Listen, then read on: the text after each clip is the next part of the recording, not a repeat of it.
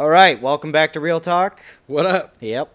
I think today I just want to talk about cinematography and what we do at our company. What makes a cinematographer, from our opinion, and are we cinematographers? And is I'd say what more we, you are. I mean, well, you've kind of, I mean, from the first time I met you, you've always been kind of more the camera guy. kind of behind the camera. Yeah, dude. yeah. Like you Sure. always like were the one interested in, camera techniques and new technologies and all that stuff. So I think I would peg you as a cinematographer. Yeah, it's interesting. Like one of the things I hear young filmmakers always say is like, I'm not a cinematographer yet, or I'm not a DP yet. And I always try to correct kids. I'm like, well, what do you mean by that? They're like, well, I'm not a cinematographer yet. And I It's always, like, well, if you're the main person behind the image of the film, right. no matter what size film And it then I is. always ask that. I say like, well, what do you mean? Like, do you run the camera? Like, yeah, but I'm more like a camera operator kind of thing. And I hear a lot of kids discrediting themselves, Yeah. like, because they feel like they don't have the experience. And I'm like, that's fine. Like, to feel like you're not Roger Deakins, Sure. totally fine. Totally normal. Like, you don't think you're of the caliber of a Hollywood feature film cinematography, fine. But you don't have to have an ASC tag behind your name to be a cinematographer, in my opinion. And maybe you do. Like, maybe the union's like, wait, hold Well, on. that's yes, what makes you it. do. Yeah. Which, fine, in which case I'm not either. But Sure. But when it comes to building an image and crafting an image on screen, there's a craft there. Mm-hmm. Simply setting up a camera and framing a shot is part of it. And then figuring out how the light interacts with your scene and how your characters move in and out of that light and what is the light doing to enhance your visual storytelling. Mm-hmm. And even, and this crosses over a little bit into directing, but even character blocking, and that's where I think when you find a director who is very hands-on the camera, you find films that are masterpieces that people are like, because the director had their hands on the camera and was really steering the team, and the cinematographer was an extension of the director's hand, then you find really nice pieces or nice films, really great films. Like I think Citizen Kane is one that comes to mind. Or like Hitchcock stuff that Hitchcock did. He was he very wasn't the guy involved. setting the lights or placing the No, lights. but he was or really involved. figuring out how to light the scene, but he was the one steering the direction. Right. Kubrick comes to mind as well. He's very, he was even so particular about his scenes that rehearsals, this is going into directing a little bit, but rehearsals themselves would be full wardrobe. Yeah. And they would just be doing practice takes, full wardrobe. And anyways, Well, I definitely like to do that, but we could talk about directing on a different but that one. was so they could see how everything's working together in the scene. And I think as a cinematographer, that's your job, right? Sure. Your job should be to bring the director's vision to life in the way the director wants to see it. Mm-hmm.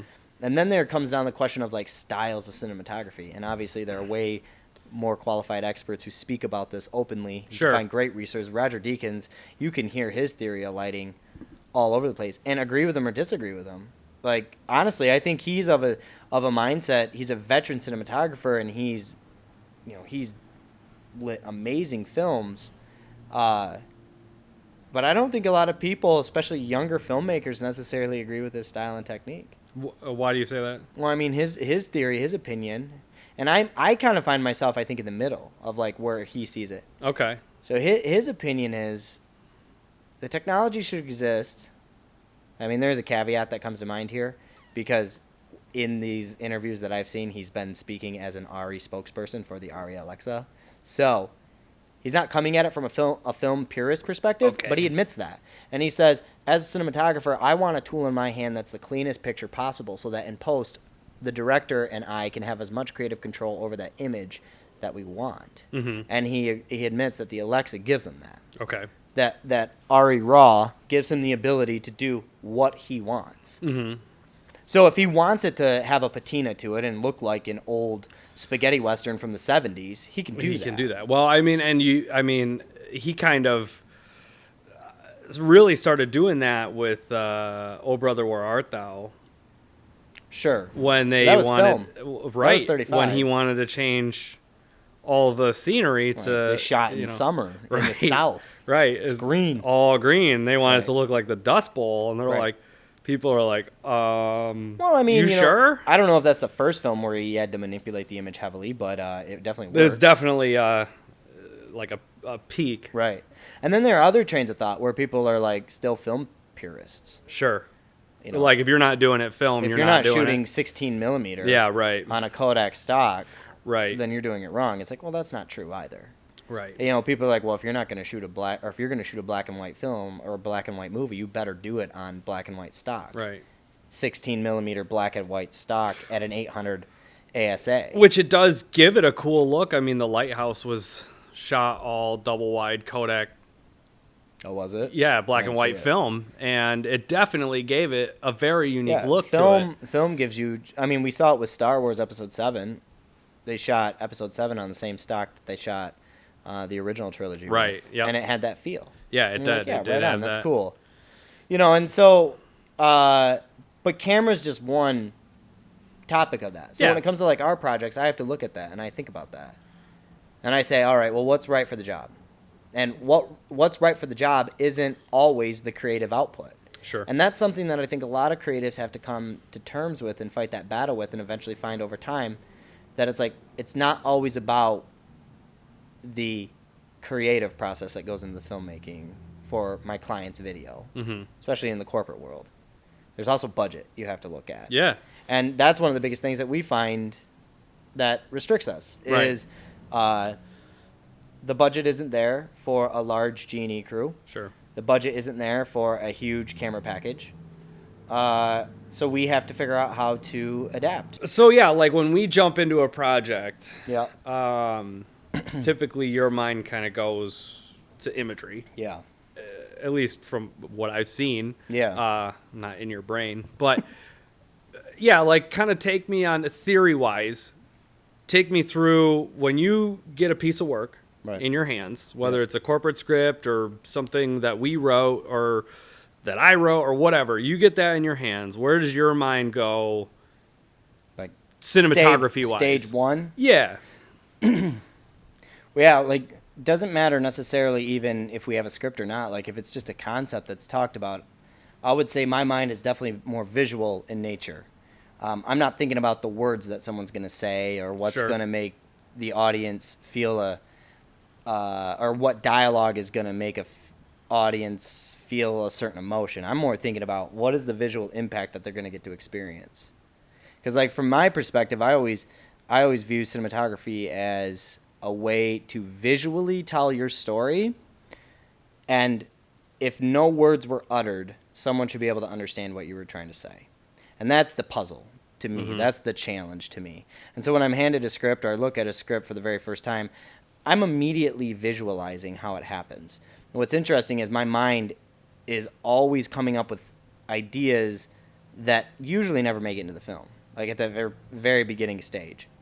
And I think that's just because it's like unprocessed honey. It's got all the gunk in it. Okay, that's a good, interesting way to put it. I don't know. And then like as we work through them, things get whittled down, things get changed, things get honed in. Okay. And I think that's important when you're shooting something. I'm a firm believer that if you look over a creative's body of work, you can definitely see their themes, their motifs or whatever that play out in that content. Yeah. And I think that's because of just how we're each individually wired. Sure. And I think that is really true for like how I go into a project. Like for me, nothing necessarily seems formulaic. It's not like, oh, we're going to open on a wide establishing shot. Then we're going to show 3 mediums, and then we'll get to the close-ups and show those detail shots to end it back out on a medium. Yeah. It's like, that's not how I build a scene. To me, I almost try to get myself in the mindset of the subject and take us through that. And it can be something as simple as, I don't know. I mean, I'm just trying to think of some projects that come to mind of like, where does this play out? But it's like, it plays out in every project. Like, we made a study Bible piece once, and I was like thinking to myself, like, I just have to put myself in the role of someone who would read a study Bible, and like, what do I want? Even if I do or do not experience this, even though this may or may not actually happen, what do I want to feel when I'm connecting with this study So you're Bible? you're putting yourself in the mind of the audience. I try to as much as Okay. possible, and I don't know if that's unique or not. I think a lot of times filmmakers they step into the role and say, I want to tell my story the way I see it, and if you don't like it, that's fine. But for me, I don't think I come at it from a commercial perspective.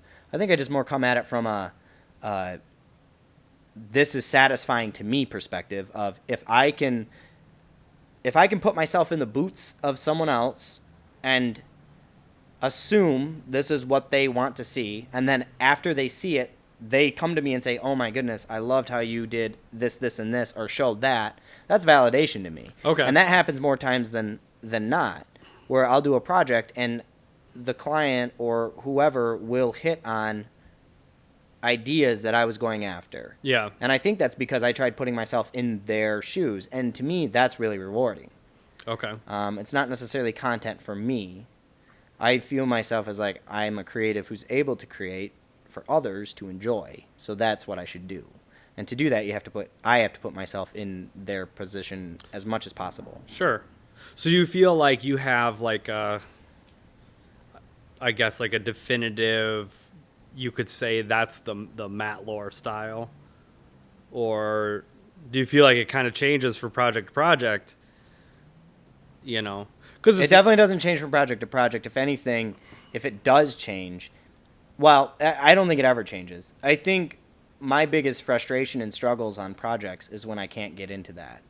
okay. When I can't feel the way the audience should feel to a certain degree. If I can't understand the idea, if I can't connect with uh, the other characters or the characters in the piece, if it's a documentary and I can't necessarily empathize with the story that we're working on, I have a really hard time coming up with shots that are interesting. I mean, you've seen it before where we're just standing there for like 15 minutes and I'm like, Thinking of a shot. I Yeah. don't even know what to do here. Like, I Yeah. know we need something, but I don't know what to do. And a lot of times that comes from projects being rushed. And I think that's one of the things Sure. that us as creatives have to realize is don't rush things Right. all the time. Like, yeah, sometimes, you got to move. If you were procrastinating, that's when you start Yeah. putting the pressure on. Right. But if it's a natural process, it's like just pump the brakes a little bit. Yeah. Give us some time. Let us step away from it. Let's think about this, Right. and come up with the best approach to this. Yeah. So when it comes to lighting, I always try to think about that too. And I would say my lighting techniques and styles are safer. They're not abstract. Sure. I'm never really like painting with weird personas, but I would say I also throw a stylized touch to our work a little bit, in the sense of if I were an audience member or if I was witnessing something, how would the fantasy of what I'm witnessing play out in my mind Okay. versus the reality of the world? So like if we're doing an interview, Yeah. like if we're doing an interview and the setting is appropriate, I might think about a heavy rim light that's slightly blooming into the lens, because it's also about like what do you want to do from the story perspective.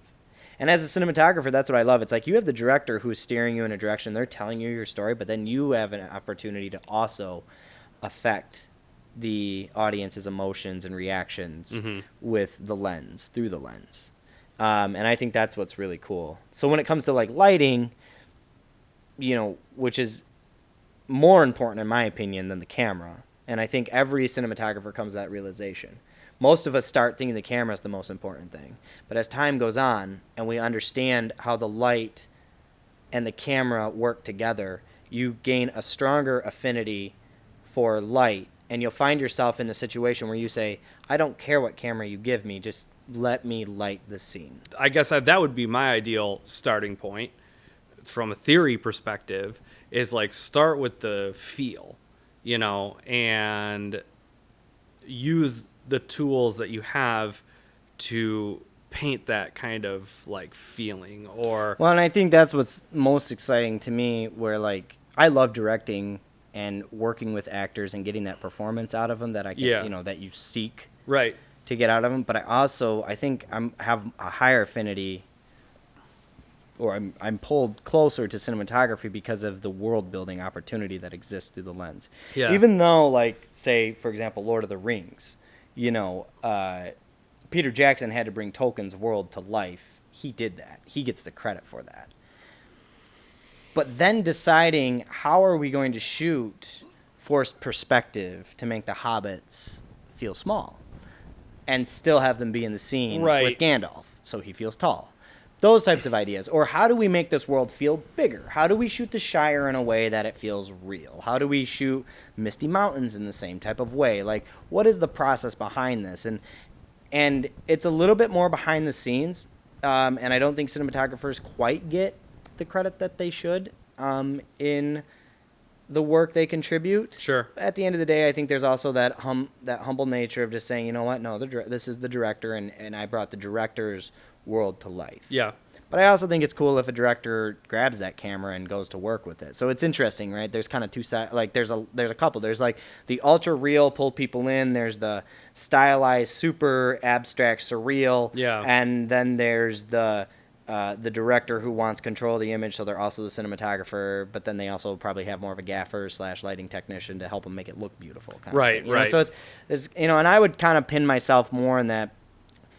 You know, I guess I just try to start in the shoes of the audience and try to connect with what is it what do I think they want to see? Mm-hmm. From what I've learned, what do I think would make them feel the emotion that we want them to feel? And you got to start there and then figure out what's right. And Sure. Camera equipment, lighting equipment, that's not the answer. But I will say, like, talking about that, like, oh, I have a red, now I'm a cinematographer. Okay. Like, if you just bought a red and that's your first camera, congratulations. Yeah. Right on. Good on you. And you're saying I'm a cinematographer now? Right on. You believe it, you are. Go do it. Yeah. And get better every time. You might not be the best, Right. but you're going to get better, and you're going to get really good. And I would also argue that obviously technology is technology, and I'm not trying to trivialize, you know, the high-end cinema cameras over the DSLRs. Yeah. Consumer, prosumer Right. DSLRs. Because they give out a very different image. Very different, and you can clearly tell the difference. And especially when you know how to use the tool to your advantage, Right. you can make those cameras do way more than the consumer levels. But with that being said, at the consumer level, you're also able, if you know how to use those tools properly, you're also able to make those sing as well. Right. We've seen it, where we've seen content where we're like, wow, I can't believe we shot this, at 420, Yeah. MP4 compression. This looks great. We've shot stuff on DSLRs that way beat out stuff that we shot in red. This is true. And then vice versa. And vice versa. And I mean, we've shot stuff on red. We're like, well, this is hands down just immediately better, right out the box. Obviously, the red or the RE is more forgiving when you don't have the luxury of lighting. Sure. That's my opinion. Sure.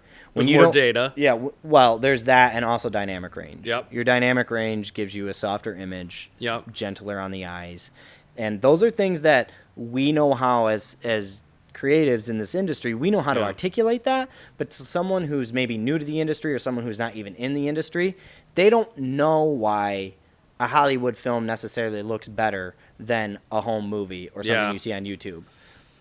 But we do, Right. right? We know the craft and the technology that went into it. Yeah. So if you could like, I guess it's kind of a cliche thing to ask. I don't know, but Probably. if you could give like one little nugget to someone who's starting up as a cinematographer, who wants to be a cinematographer, what would it be? Like someone who's thinking about it, like, I'm thinking I want to get into camera. Or somebody who's something like, that. I want to be a cinematographer. That's what I want to do. Sure. Just do it. Get a camera.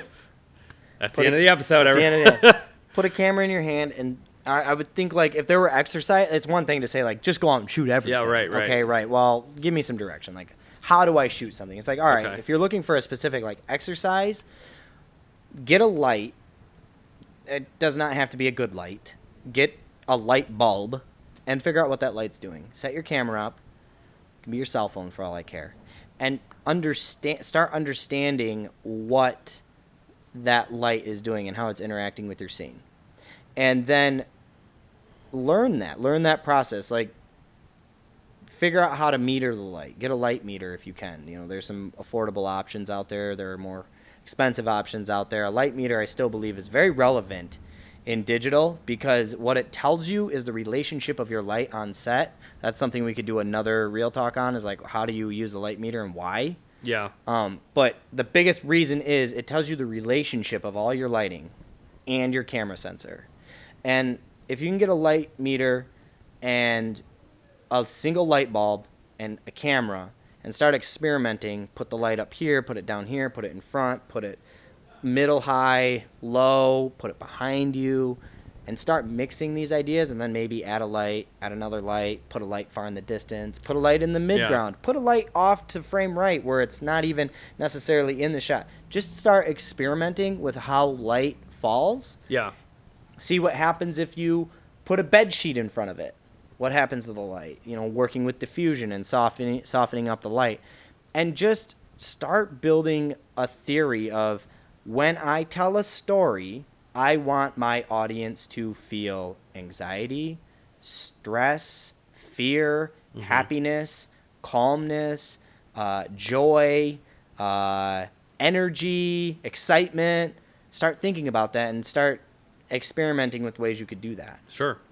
Because I don't think... And just like what the light is making you feel. Right. Like, oh, this makes me feel happy. This is sad. This is angry, you know. Right. I feel calm and peaceful here, or this feels super angsty and evil. Yeah. And then start playing with it, because I think that's one of the beautiful things of the very early films that we started seeing, is like when they started putting lights underneath people and putting heavy up shadows on everyone, and you're like, oh, he looks like an evil villain, you know, in black like and noir white stuff, like and, Nosferatu and stuff. You know, the Count walks in, he's all scraggly and stuff, but it's underlit, and he's, you know, it's not flattering light. It's like, right, it makes us feel terrified. Right. That's so cool. So almost get back to that, you know, and experiment with that and figure out, what does light and camera mean to you? And then by just feeling it and doing it yourself. By feeling it, doing it yourself, and then start pushing the camera in. Sure. If you have the ability to have multiple lenses, or even a zoom lens, 24 to 70 or something like that, experiment with different focal lengths